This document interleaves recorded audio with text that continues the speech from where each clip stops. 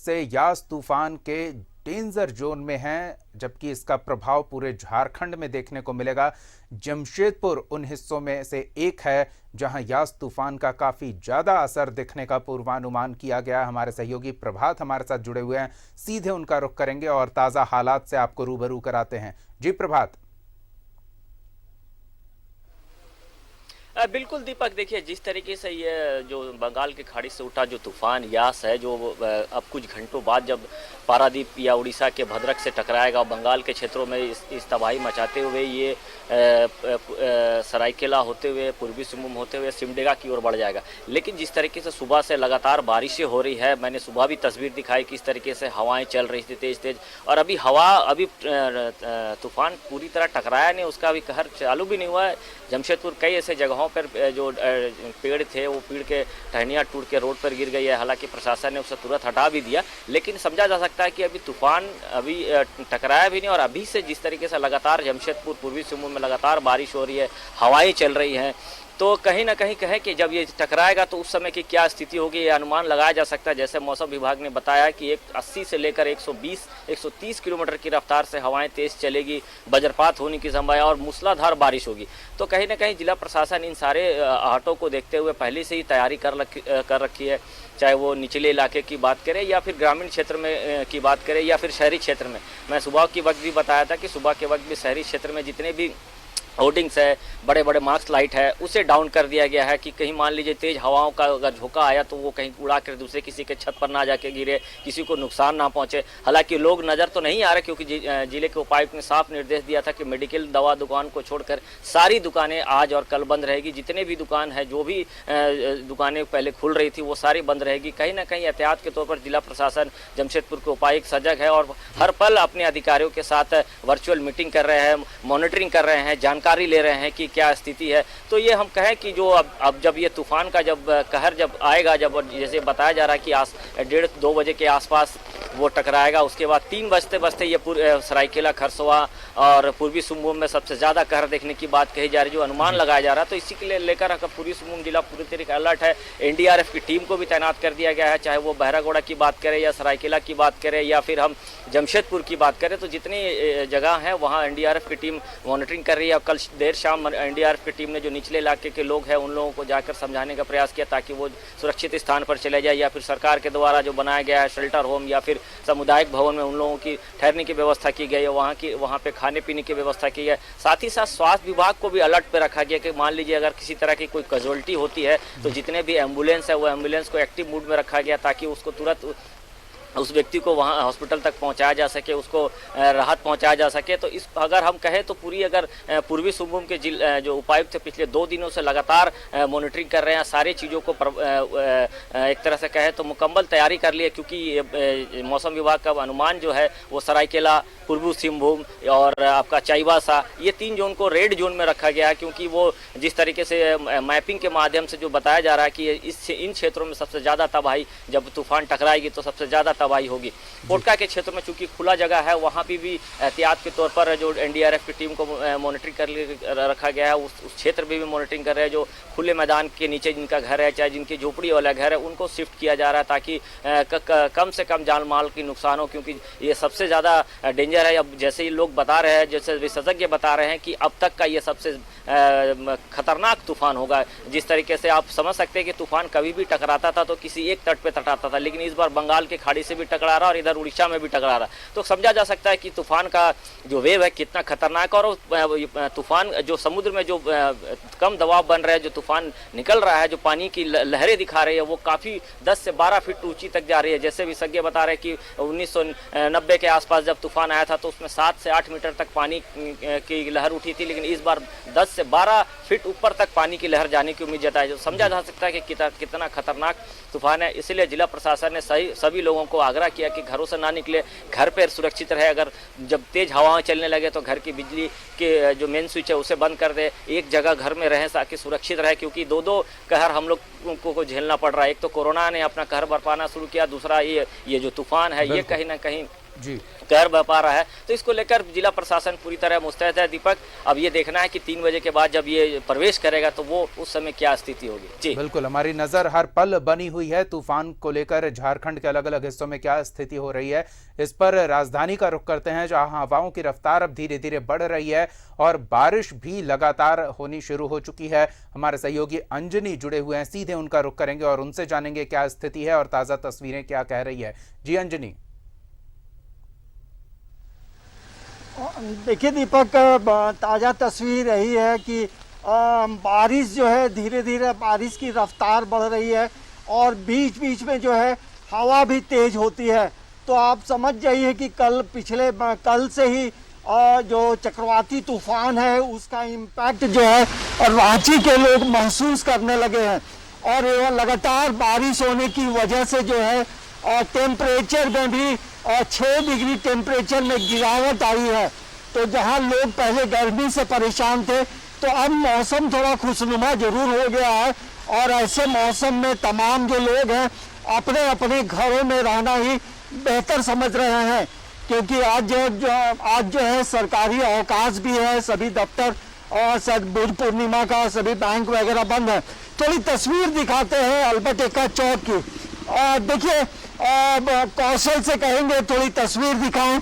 और ये देखिए अल्बर्ट एक्का चौक की जो तस्वीर है वो आप देख सकते हैं। लगातार जो बारिश हो रही है और सड़कें जो है अमूमन ऐसे समय में जब धूप होता था तो लोगों का आवागमन थोड़ा बढ़ता था, लेकिन बारिश की वजह से लगातार जो है लगातार बारिश हो रही है और ऐसे में सभी लोग अपने अपने घरों में हैं और कहीं ना कहीं लोग बारिश में नहीं भीगे, क्योंकि बारिश में भीगने से भी तबीयत खराब हो सकती है।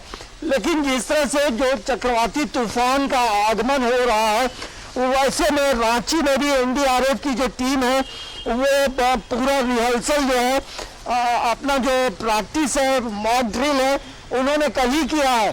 और जिस तरह से जैसे जैसे तूफान आगे बढ़ेगी वैसे वैसे रांची के जो इलाका है, बिरसा चौक, खूंटी रोड, तो इन इलाकों में एनडीआरएफ की टीम जो है मुस्तैदी से काम करेगी।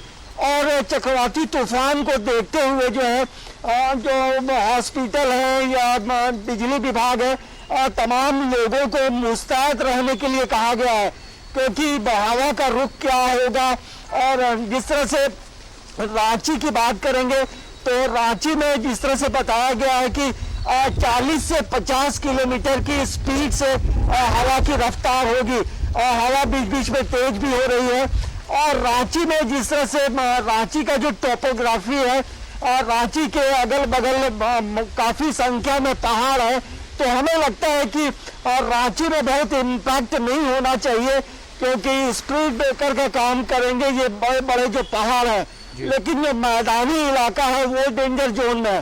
तो फिर भी ये 28 तारीख तक जो है पूरे झारखंड की जो तस्वीर है, हर जिले में बारिश होगी। और ये बारिश कहीं ना कहीं जहाँ जो नदियाँ हैं, जो बारिश का पानी से नदियाँ भरती हैं, तो उन नदियों में उफान भी बढ़ेगा, क्योंकि कंटिन्यूअस बारिश हो रही है। और स्वर्ण रेखा का जो निचला इलाका होगा उन इलाकों में लोगों को सावधानी पूर्वक रहने की जरूरत है। और ऐसे में ये जरूर कहा जा सकता है जहाँ चक्रवाती तूफान का एक असर है तो कोरोना से भी बचना है। मतलब डबल मार से तमाम राज्यवासी गुजर रहे हैं। तो हमें लगता है कि प्रशासनिक तैयारी जो है पूरी है और जिन्हें बहुत जरूरत नहीं है वो घरों से नहीं निकले। तो हमें लगता है कि जो तूफान है वो सबसे ज्यादा असर होगा पूर्वी सिंहभूम, पश्चिमी सिंहभूम और सरायकेला खरसावां में। तो ये 3 जो जिले हैं ये डेंजर जोन में है। और बाकी जो जिले हैं हम कह सकते हैं कि सिमडेगा है, खूंटी है, लोहरदगा है, तो सिमडेगा और खूंटी में भी असर ज्यादा होगा।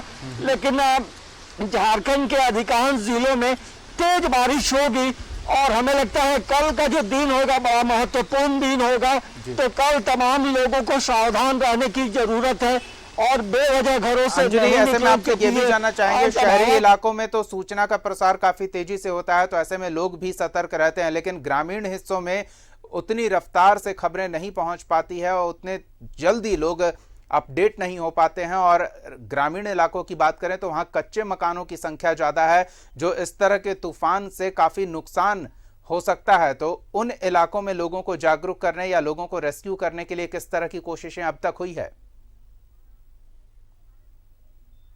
देखिए, एनडीआरएफ की जो टीम है, ग्रामीण जो इलाका है, जो ग्रामीण क्षेत्र है, और उन इलाकों में लोगों को जागरूक किया है। इसके साथ साथ उस इलाके में जो बीडीओ सीओ होंगे उन्हें भी दिशा निर्देश दिया गया है प्रशासन के तरफ से कि आप जब ऐसी स्थिति होगी तो उसके पहले क्या क्या करना है, क्या नहीं करना है। तो एक पूरी जो आपदा प्रबंधन की जो टीम है राज्य सरकार की, वो हर इलाके पे पहली नजर रखी है। और यही वजह है कि पहले से तमाम चीजें तय कर ली गई है और कौन सा इलाका डेंजर जोन है, कौन सा उससे कम है और कहाँ सिर्फ बारिश होगी। लेकिन पूरे झारखंड में इसका जो व्यापक असर है वो हमें कल से ही दिखाई दे रहा है और बारिश जो है लगातार हो रही है। तो हमें लगता है कि हर कोई को सावधान रहने की जरूरत है। बिल्कुल, हर व्यक्ति को अपने स्तर पर भी सावधानी बरतने की जरूरत है। एक बार जमशेदपुर का रुख कर लेते हैं, अपने सहयोगी प्रभात के पास चलते हैं और उनसे जानते हैं कि प्रभात, अगले 24 घंटे बेहद महत्वपूर्ण रहने वाले हैं। हम प्राकृतिक आपदा का सामना कर रहे हैं, लेकिन उन 24 घंटों के दौरान जो सावधानी बरतनी है उसके बाद असली काम शुरू होगा। व्यवस्था को फिर से पटरी पर लाने में किस तरह की उसके लिए मशक्कत करनी पड़ सकती है, कितना मुश्किल हो सकता है हालात, और उसके लिए किस हिसाब से तैयारी है? बिल्कुल दीपक, देखिए अगर हम बात करें शहरी क्षेत्र में तो शहरी क्षेत्र में तो तुरंत मुकम्मल हो जाती है व्यवस्थाएं, लेकिन सबसे ज़्यादा दिक्कतों का सामना करना पड़ता है ग्रामीण क्षेत्रों में। क्योंकि ग्रामीण क्षेत्र में रोड से अगर आपको गांव के अंदर जाना है तो बहुत सारी कच्चे रास्ते होते हैं जहां गाड़ियां नहीं पहुंच पाती है, लोग जल्दी से नहीं पहुंच पाते। इन क्षेत्रों में थोड़ी समस्या जरूर उत्पन्न होगी। इसीलिए कल एनडीआरएफ की टीम, जिला प्रशासन की टीम ने हर एक गाँव पंचायत में गाँव के मुखियाओं को, जो जिला परिषद है, उन लोगों को ये आग्रह किया है कि ज़्यादा से ज़्यादा लोगों को ये कहें कि जो पक्के मकान है, जो पंचायत भवन है या सामुदायिक भवन है, इन भवनों में जाकर ठहरे जिनकी कच्चे मिट्टी की मकान है या झोपड़ी की मकान है, ताकि उनको सुरक्षित बचा जा सके। आपने कई व्यवस्थाएं की तो थोड़ी दिक्कत तो जरूर सामना करना पड़ेगा गांव के लोगों को, लेकिन शहरी क्षेत्र में बोले तो तैयारी मुकम्मल है। क्योंकि शहरी क्षेत्र में जिला प्रशासन काम करता है, नोटिफाइड एरिया काम करता है, उसके विशेष पदाधिकारी लगातार मॉनिटरिंग कर रहे हैं। जो निचले इलाके हैं, चाहे वो टाटा स्टील की बात करें, चाहे जिसको की बात करें, इन क्षेत्रों में लोग डटे हुए और हर पल की मॉनिटरिंग की जा रही है। और ये देखा जा रहा है